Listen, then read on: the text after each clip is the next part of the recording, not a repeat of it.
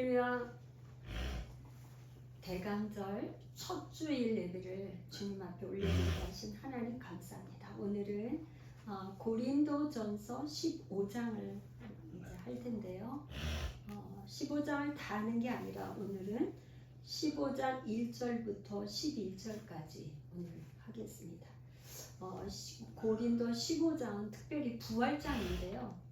이 15장이 너무나 중요하고 귀하고 하기 때문에 한 번에 이렇게 다 하기는 그래서 세 번에 나누어서 부활장을 세 번에 나눠서 이렇게 하겠습니다. 오늘은 첫 번째 시간인데요. 제가 먼저 기도하고 시작하겠습니다. 고마우신 하나님, 우리에게 부활의 소망을 주시고 그리스도께서 부활하심으로 우리의 첫 열매가 되신 아버지, 너무나도 감사를 드립니다. 오늘은 특별히 대강절 첫 주에 아버지 이 부활에 대해서 아버지 설교할 수 있는 은혜를 주신 하나님, 우리가 그리스도의 죽음이 없으면 부활도 없고 부활이 없으면 이 땅에 아무런 우리가 소망이 없습니다. 하나님, 우리의 신앙이 이 땅에서 머무는 것이 아니고 이 땅에서 끝나는 것이 아니라 영원한 나라 부활의 이 신앙이 될 수 있도록, 우리가 거듭난 신앙이 될 수 있도록 하나님 이 시간 하나님의 성령과 능력을 기름부터 부어주셔서 우리 온 성도들이 전하는 자나 듣는 자나 유튜브 영상을 통해서도 듣는 모든 회중이 아버지 주님의 부활을 아버지 하나님 나의 부활로 믿어지는 그런 놀라운 역사가 있게 축복해 주옵소서. 예수님의 이름으로 기도합나이다. 아멘. 오늘은 이제 제가 고린도전서 13강 고린도전서를 강의하는데 13번째인데요. 제가 제목을 그리스도의 부활 그다음에 전승 그렇게 제가 제목을 잡아봤습니다. 고린도 교회는 다 그런 거는 아니었는데 고린도 교회 내에 복음의 전승을 받아들이는 사람들이 당연히 있었어요. 그런데 아마 그 중에 어떤 무리들이 있었냐면 영적 열광주의자들이 있었어요. 그래서 방언을 하고 막 이렇게 신비주의처럼 그런 거에 빠져 있는 그 사람들이 교회의 예배 공동체의 질서를 이게 물러앉게 했어요. 그래서 이 지금 12, 13, 14장의 그 세 장에 걸쳐서 사도 바울이 은사에 대해서 방언과 예언과 각가지 고린도 교회 성도들이 받은 은사에 대해서 설명을 하면서 그 은사를 어떻게 해야 되는지 마무리를 지을 때 모든 것을 품위 있게 하고 질서 있게 하라. 질서. 이 정말 질서라는 게 얼마나 이게 중요한지 품위가 있게 하고 질서 있게 하라. 하나님의 창조는요, 이렇게 혼돈 속에 있는 창조는 뭐냐면 혼란하고 혼돈한 속에 하나님께서 질서를 쫙 잡는 게 창조예요. 그래서 이게 어지럽고 복잡한 거 하나님은 그런 하나님이 아니고 아주 하나님은 복음을 어떻게 보면 단순하고 심플해, 간단해. 사실은 어려운 게 아니에요, 복음은. 그런데 전하는 사람이 너무 어렵게 하는지도 몰라요. 그래서 저도 복음을 아주 쉽게 전달할 수 있는 그런 능력을 하나님 달라고 하는데 질서가 너무나 중요해요. 질서. 그래서 모든 것을 품위 있게 하고 질서 있게 하라 했는데 왜 그 사람들이 이렇게 지금 혼란하고 어지럽게 되냐. 영적 열광주의자들이 어떤 생각을 가지고 있었냐면요. 그 사람들은 뭐냐면 이미 성령을 받아가지고 이미 자기들 속에 그리스도의 부활이 임재해 있기 때문에 더 이상 몸의 부활이 필요가 없다 이렇게 생각했어요. 이해가 되세요? 이 열광주의자들이 어떻게 한다고요? 더 이상 우리는 몸의 부활이 필요가 없어. 부활 필요 없어. 지금 우리가 이렇게 임재를 누리고 있는 것이 이게 부활이야. 이렇게 생각을 했다 이 말이에요. 그래서 그거를 사도 바울이 너희들이 교만하다고 책망을 하는 거예요. 또 두 번째는 뭐냐면 이렇게 두 번째 육체적인 부활이 필요 없다고 몸의 부활을 거부했어요. 우리가 지금 신앙 고백을 할 때 몸의 부활을 믿습니다. 그렇게 고백했단 말이에요. 신앙 고백을 할 때 우리는 예수님께서 재림하실 때 우리가 부활하는 건 뭐가 부활하는 거예요? 몸이 부활해. 몸이 부활하는 걸 믿습니다. 신앙 고백으로 믿는 거예요. 할렐루야. 그런데 이 사람들은 육체적인 부활이 필요 없다고 한 것은 그때 당시에 초기 그리스도 원시 그리스도 교회에서 뭐가 있었냐면 예수 그리스도가 육체적인 부활이 아니고 영적으로 부활을 했을지도 모른다 하는 그런 생각을 가지고 있었는지도 몰라요. 추정을 하는 거죠. 추정. 그렇기 때문에 그러니까 그거는 이단이에요. 예수 그리스도의 육체의 부활을 부인하는 거는 이단이거든요. 예수님은 육체로 부활을 하셔가지고 이제 승천을 하셨고 복음이라는 건 복음은 뭐냐? 예수님이 이 땅에 탄생해서 오셔가지고 이제 우리가 성탄절에 예수님이 이 땅에 초림 예수님이 탄생은 초림이죠. 초림인데 기독교는 역사적인 종교의 역사를 무시할 수 없어요. 다른 그거보다도 기독교는 역사적으로 수천 년 동안 예수 그리스도가 이 땅에 메시아 그리스도로 오실 거라는 걸 미리 성경에서 계속 예언한 대로 오셨어. 그래서 이분이 어떻게 했냐? 예수 그리스도께서 십자가에서 죽으셨는데 우리의 죄를 대신해서 죽으시고 반드시 우리 예수님은 몸이 부활하셨어요. 영만 부활해서 한 게 아니라 몸이 부활하셨어요. 그 다음에 부활하신 다음에 승천하셔서 우리의 죄를 하나님 아버지 앞에 가서 대속하셨어요. 그 다음에 승천하신 이후에 우리에게 마가의 다락방에 성령으로 임재하셔서 우리 안에 들어오셨어요. 안에. 그래서 갈라디아서 2장 20절에 그런즉 이제는 내가 사는 것이 아니요 내 안에 그리스도께서 사시는 것이라. 그리스도가 왕으로 사시는 것인 거예요. 성령이 임재하셔서 성령이 오시는 것은 그리스도가 내 안에서 왕으로 주권자로 그리스도로 사시는 것이다. 이게 복음인데 이 사람들은 뭘 안 믿었냐면 예수 그리스도는 육체적 부활을 믿지를 않고 영적인 부활이다 이렇게 생각하고 있는 영적인 열광주의자들이 있었어. 그래서 이 사도 바울은 지금 뭐냐? 1장에서 고린도전서 1장 18절 우리 한번 돌아가서 한번 다시 보기를 원해요. 고린도전서 1장 18절에 십자가의 도가 멸망하는 자들에게는 미련한 것이요 구원을 받은 우리에게는 하나님의 능력이라. 이 십자가의 도를 이렇게 얘기한 이 십자가의 도가 사실 예수 그리스도가 죽은 걸로 끝난다면 무슨 소용이 있어요? 이제 앞으로 계속 얘기하겠지만 그래서 이 사도 바울은 뭐냐? 십자가의 도가 반드시 부활이 있어야 된다는 부활이 있어야 승천과 성령으로 우리 안에 몸에 우리 안에 오실 거기 때문에 부활하셔서 영으로 승천하셔야 돼요. 이거를 부활로 선포하고 있다.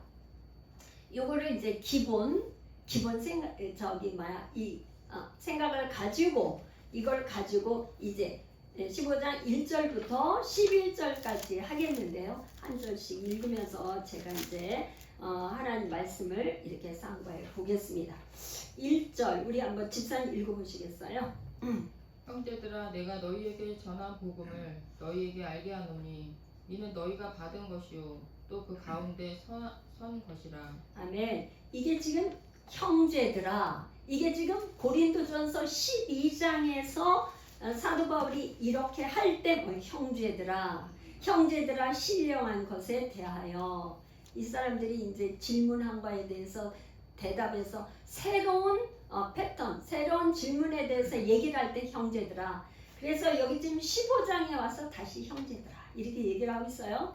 그러면서 내가 너에게 전한 복음을 너에게 알게 하노니 이는 너희가 받은 것이요 또 그 가운데 선 것이다. 이것은 무슨 말이냐면 받은 걸 너희에게 지금 전한 복음 또 전했고 너희에게 알게 하노니 너희가 받은 것이요. 1절에서 요거를 조금 지우고 제가 하겠습니다.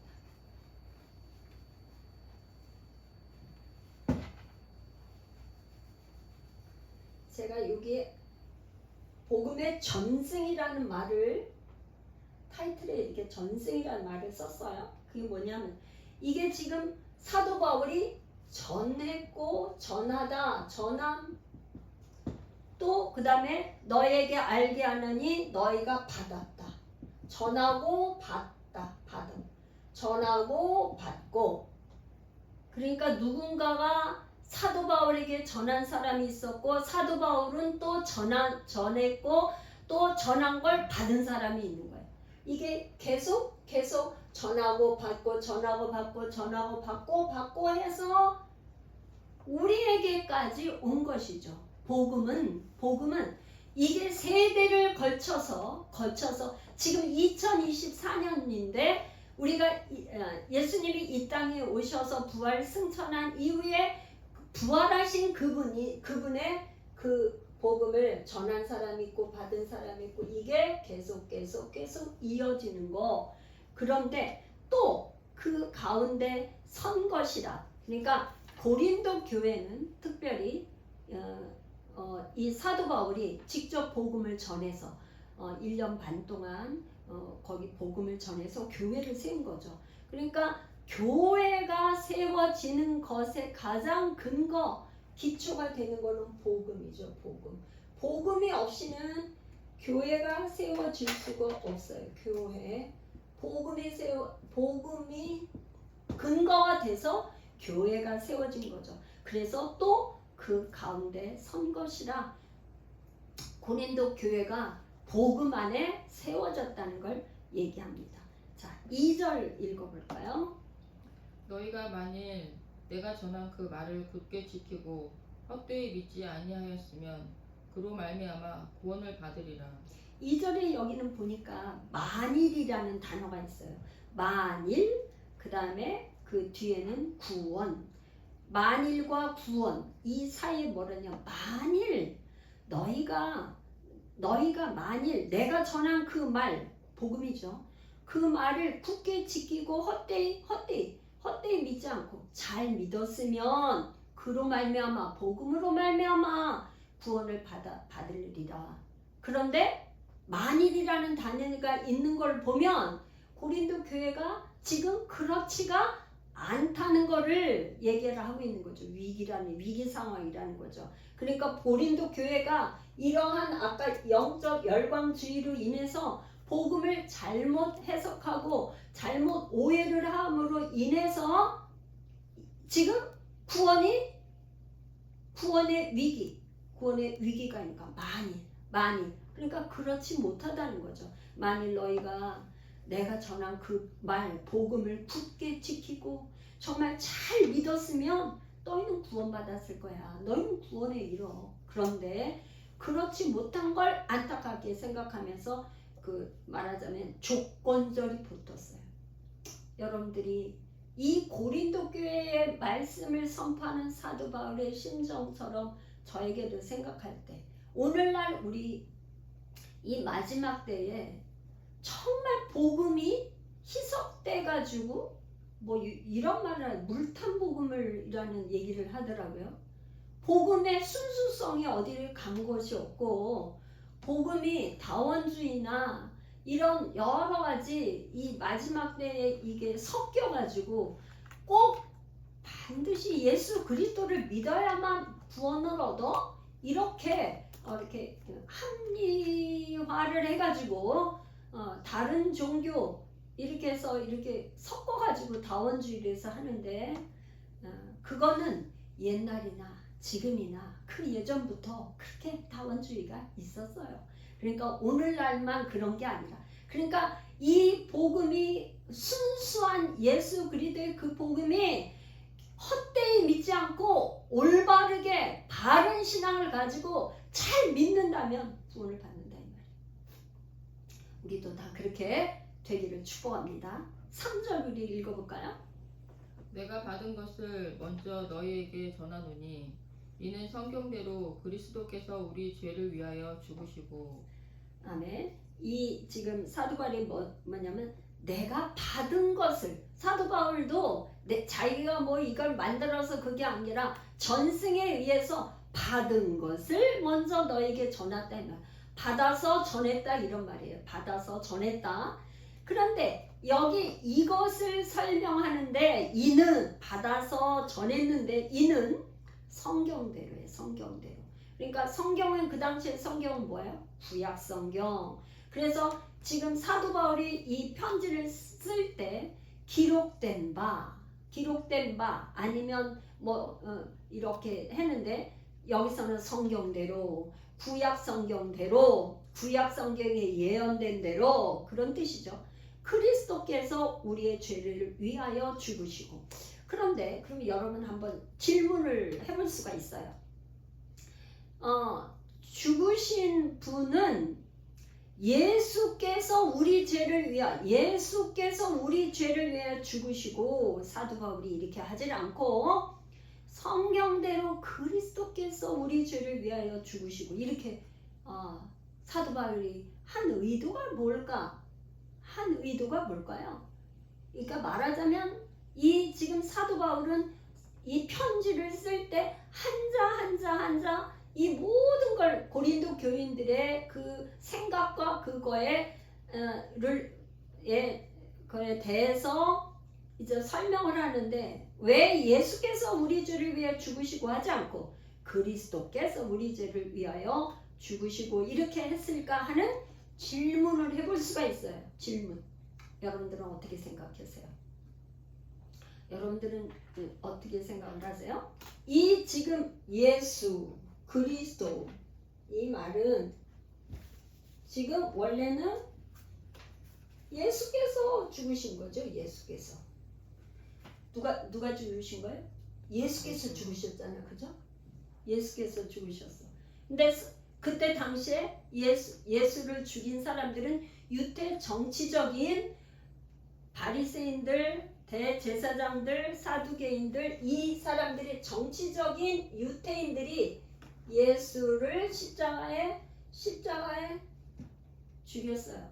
그런데 이 예수를 십자가에 죽인 이 예수가 바로 그리스도다. 이거는 예수는 역사적인 예수예요. 역사적 예수가 우리가 그렇게 고대하던 메시아 바로 그리스도다 하는 것을 이퀄. 역사적 이 예수가 나사렛 예수가 바로 구원자이신 구원자 메시아이다.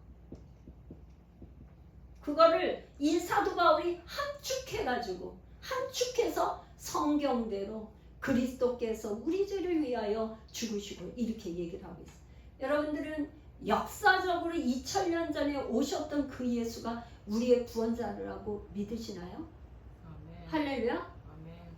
역사적으로 2000년 전 나사렛 예수 베들레헴에서 태어나셔서 33년 동안 그 사역을 마치시고 유대인들의 그 핍박에 의해서 몸짓고 피 흘려 죽으신 그분이 나의 구원자 그리스도라고 믿느냐 이런 말이에요. 할렐루야. 믿으시길 축복해요. 그리스도께서 우리 죄를 위하여 죽으시고, 그러니까 역사적으로 전승을 내가 받은 것을 너희에게 전하였는데 이것은 성경대로 예언되어 있는 거고, 나사렛에서 나신 그 역사적인 예수가 그리스도이고 그분이 우리의 죄를 위하여 죽으셨다. 이거를 지금 얘기하고 있습니다. 4절 갈까요?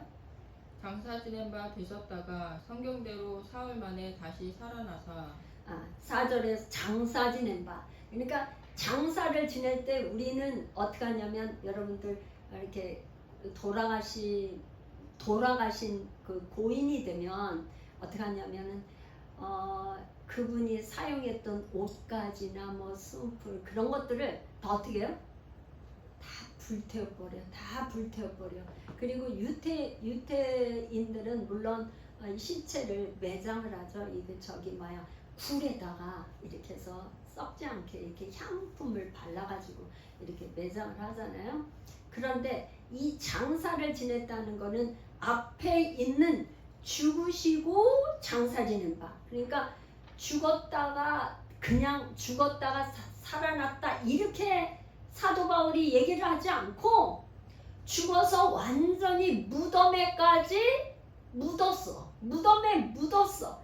그렇게 장사까지 지냈는데 성경대로 다시 반복해. 아까도 3절에도 성경대로, 4절에도 성경대로 사흘 만에 다시 살아나서.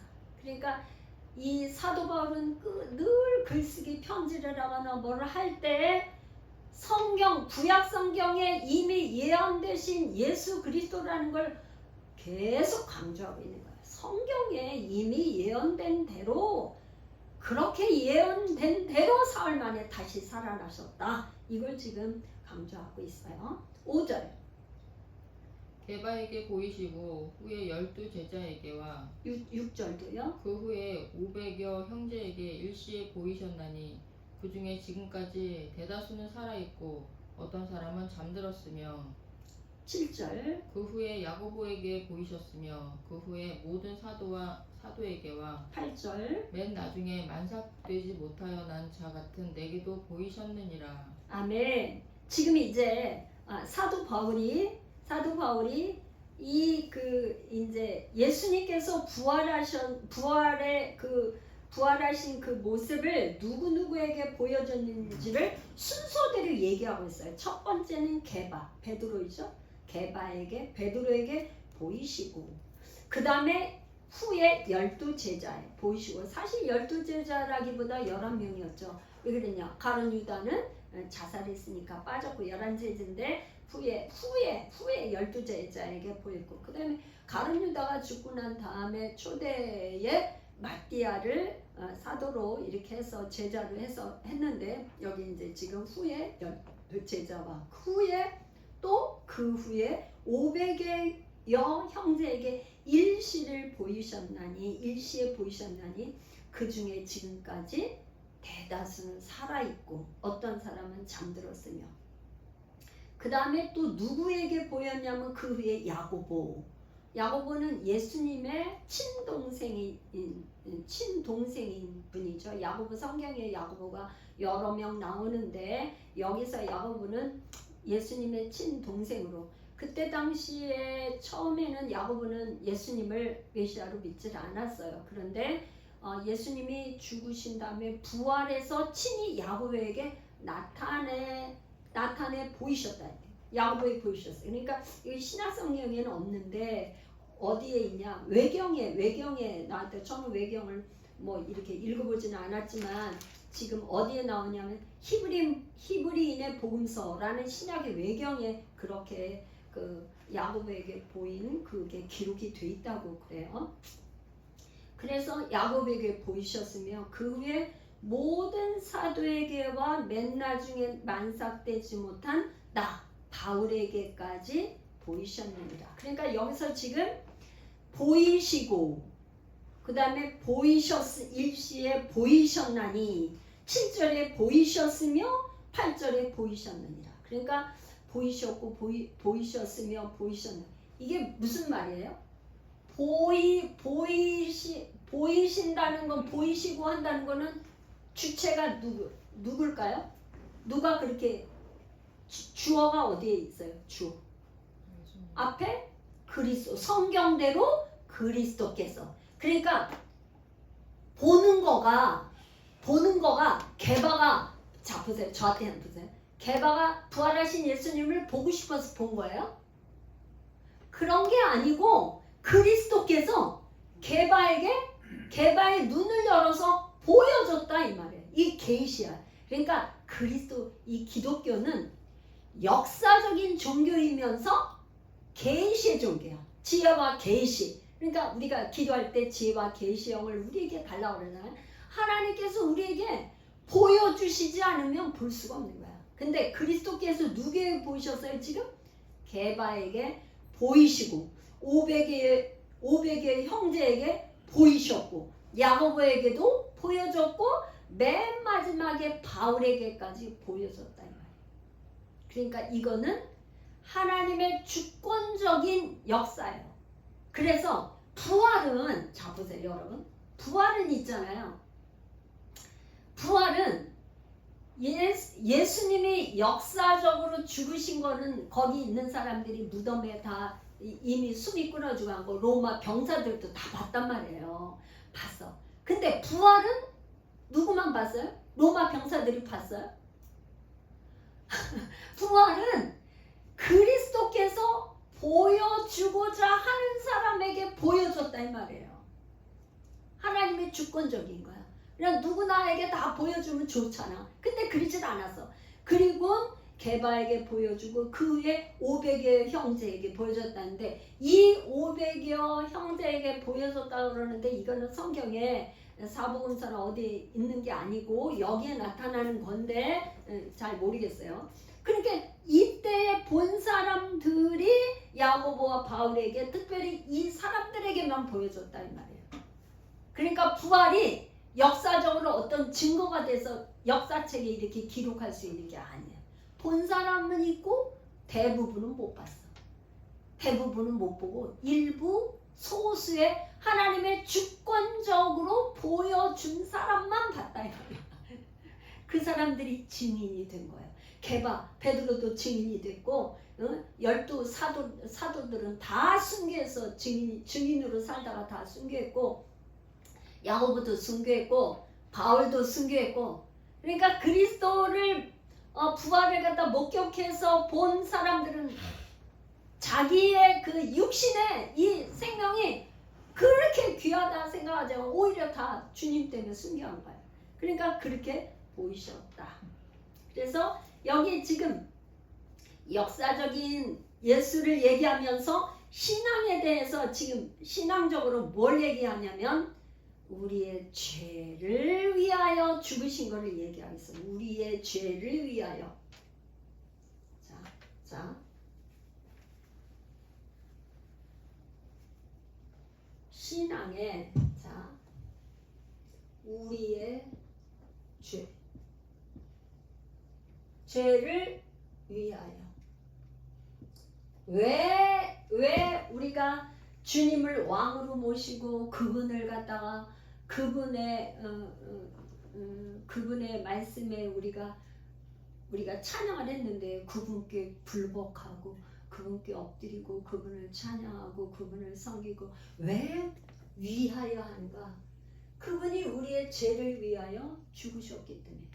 그러니까 사실은 우리는, 제가 늘 복음을 얘기할 때는 반복해서 하는 게, 우리는 원래가 마귀의 종으로 살았어요.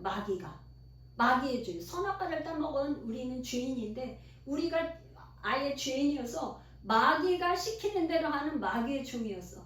그래서 우리는 영원히, 우리는 어떻게 할 수 없이 지옥 백성이야.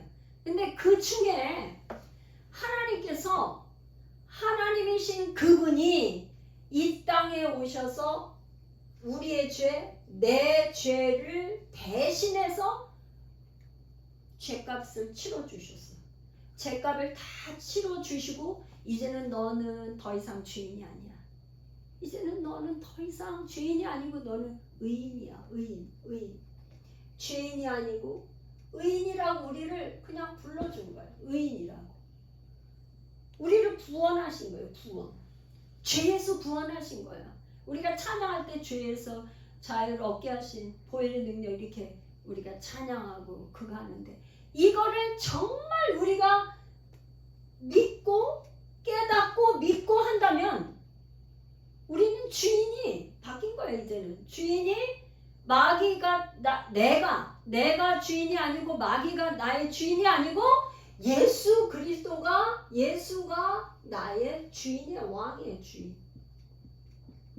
주인이 바뀐 거예요. 주인. 이것이 너무나 중요해요.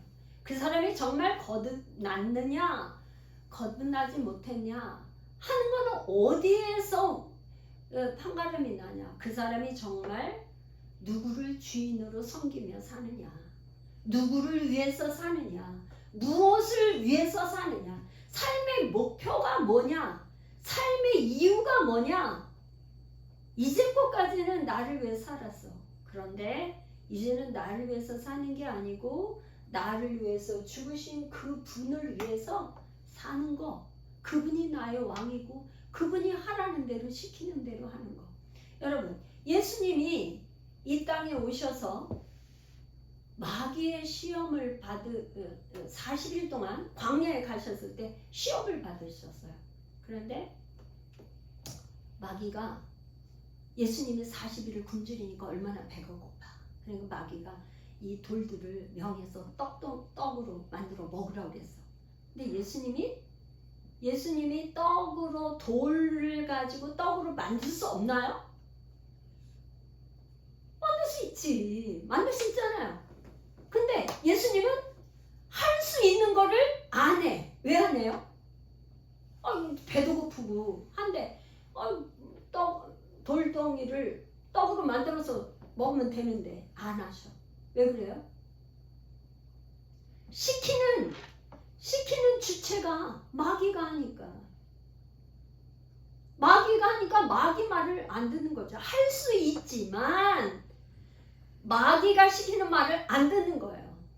이게 있잖아요. 성령의 열매 12가지. 사랑과 희락과 화평과 인내와 자비와 양성과 충성과 온유와 맨 마지막에 절제인데 할 수 있는데 하지 않는 거.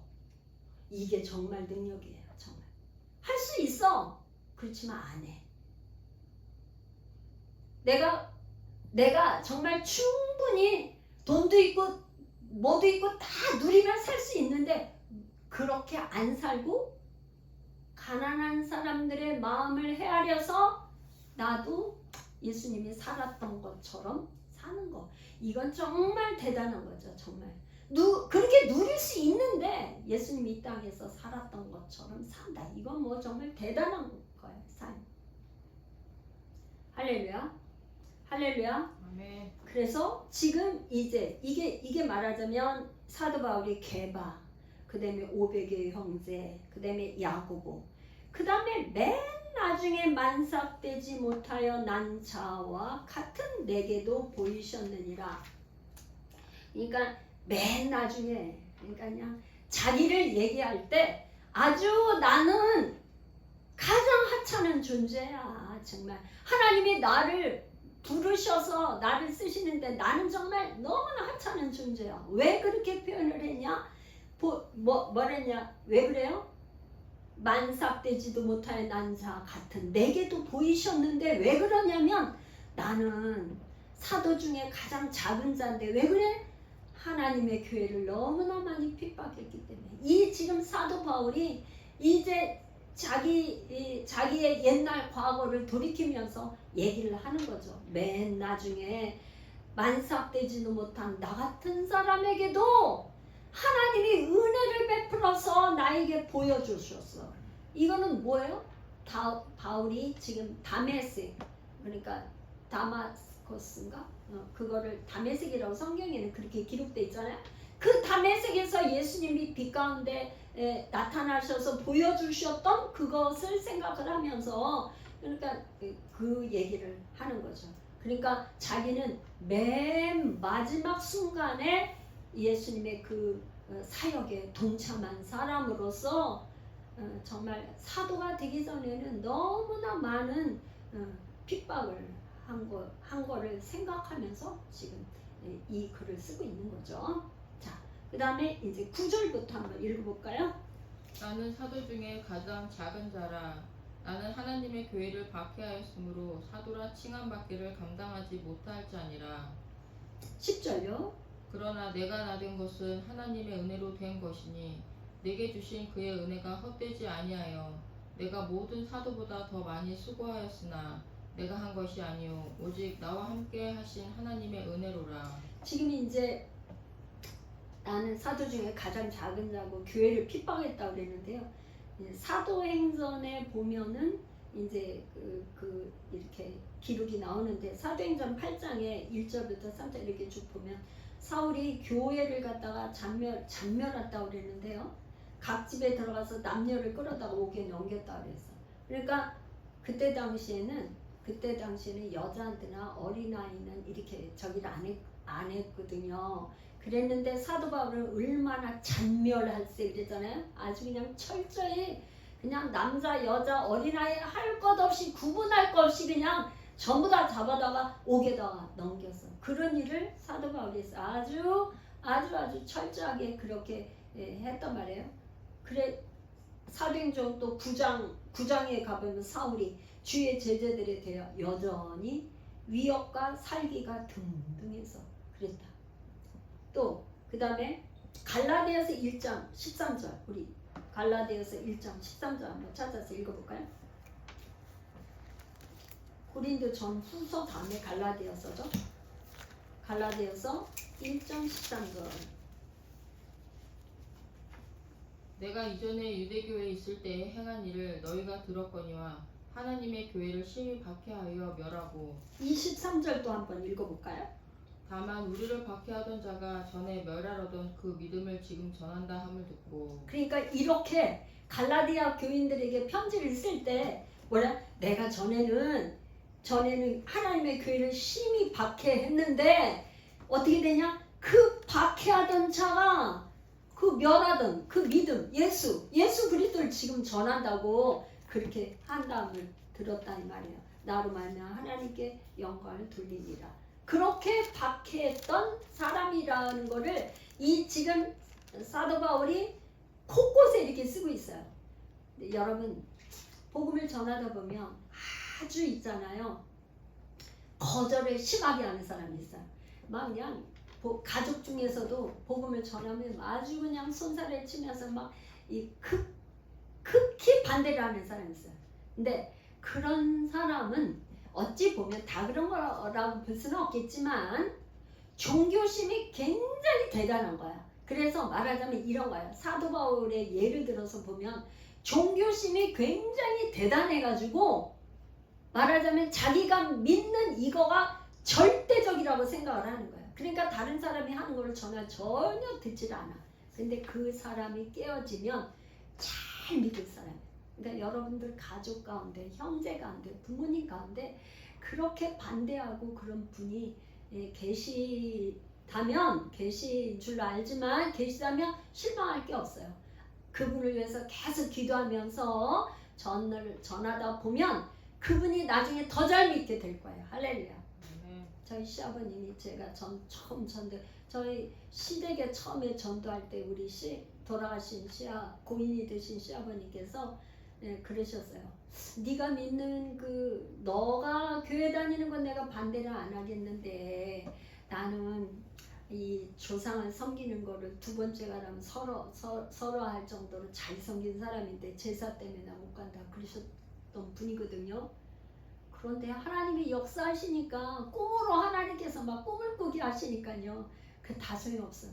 이제 내가 네가 믿는 내가 믿는 그 교회를 믿겠다. 그리고 병상에서 예수 믿고 구원받고 돌아가셨어요.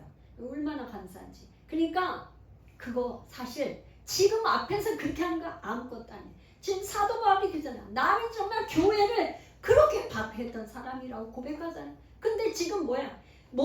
자기가 지금 고백하는 지금 고백하는 거는 뭐야? 그렇게 했는데 다른 모든 사도보다 더 많이 수고를 했대. 다른 사람들보다 내가 더 많이 수고를 했대. 그러니까 이런 거겠죠. 내가 그렇게 교회를 박했는데 그 빚이라도 갚으려면 내가 더 많이 수고해야 돼. 그런 마음이 있었을 것 같아. 저는 목사가 된다고 일찍부터 서원했는데 그걸 그렇게 순종을 못하고 뒤늦게 했어요. 지금 어떤 마음이냐면 정말 이 하나님께서 나에게 생명 주신 이 시간 동안만이라도, 남은 기간 동안이라도 내가 정말 최선을 다해서 열심히 해야지, 그런 마음을 갖고 있거든요. 그래서 열심히 좀 하려고 그러거든요. 그래야 사도 바울이 옛날에 자기가 교회를 박해했던 그걸 생각하면 자기 몸을 아끼지 않은 거죠. 그래서 정말 고린도 후서에 가면 뭐 그야말로 뭐 그 40에서 하나 가만매를 5번 맞고 어떻게 하고 내가 자기의 그 고난을 이렇게 설명하잖아요. 그렇게 했던 거를 하면서 자기가 그렇게 했는데도 10절에 뭐라? 내가 나 된 것은 하나님의 은혜로 된 것이니 내게 주신 그의 은혜가 헛되지 아니하며 내가 모든 사도보다 더 많이 수고했으니 내가 한 것이 아니오 오직 나와 함께 하신 하나님 은혜로다. 이 10절 안에 하나님의 은혜, 그의 은혜, 하나님의 은혜를 3번씩 반복하고 있어요. 그러니까 내가 열심히 뭐 하고 뭐 한 거 하나님께서 나에게 은혜를 주셨기 때문에 하는 거다 하는 걸 은혜를 고백하고 있어요. 저는 여러분들에게 이런 말씀을 조금 드리고 싶어요. 혹시나 내 가족, 남편, 형제, 부모 누구가 지금 내가 볼 때 잘 안 믿어. 그런데 그거는 입장을 바꾸어서 생각을 하면 돼요. 하나님께서는 나에게 그런 은혜를 주셨기 때문에 지금 잘 믿는 거예요.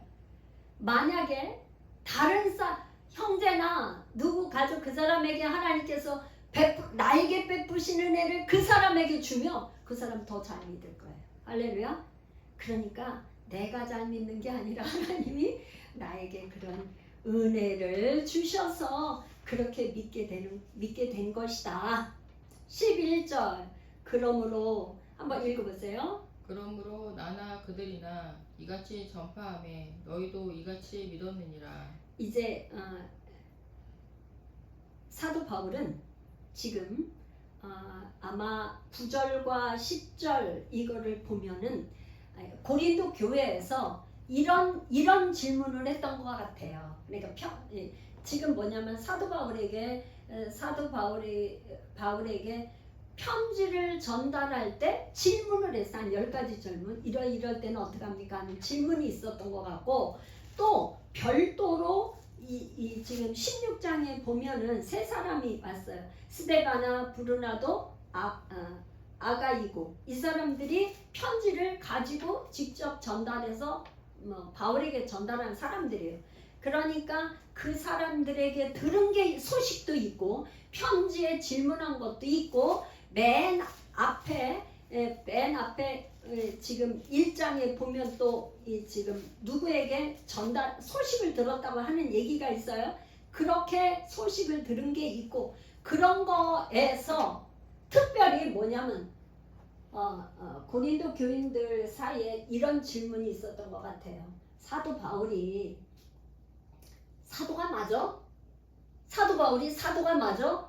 사도 바울의 사도성에 대한 질문을 가지고 있었던 것 같아요. 그러면 사도성에 대한 질문을 한다는 건 뭐예요? 사도 바울이 전한 복음이 과연 원시 그리스도 처음 사도들이 전한 그 복음과 같으냐? 바울이 전한 복음이 맞냐 틀리냐 하는 문제를 제기하는 거예요. 그러지 않겠어요? 오늘날로 말하면은 그 목사 이단 아니야? 이런 거나 마찬가지예요. 지금 그거는 굉장한 지금 저기가 이슈가 되고 굉장히 큰 문제죠. 사도 바울이 사도 맞아?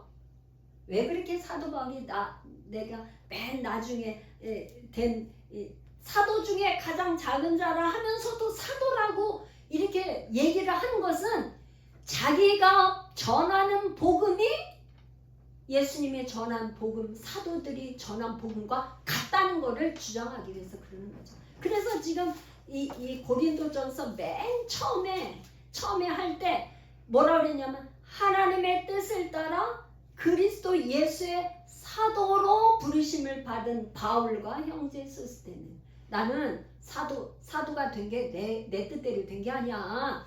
하나님의 뜻에 따라서 그리스도로 말미암아 사도가 된 거야. 이거를 1장 1절에 아주 못을 받고 얘기를 시작하고 있는 거예요. 할렐루야. 그래서 여기에서 지금 또 사도라고 얘기를 하면서 11절에 그러므로 결론을 내는 거죠.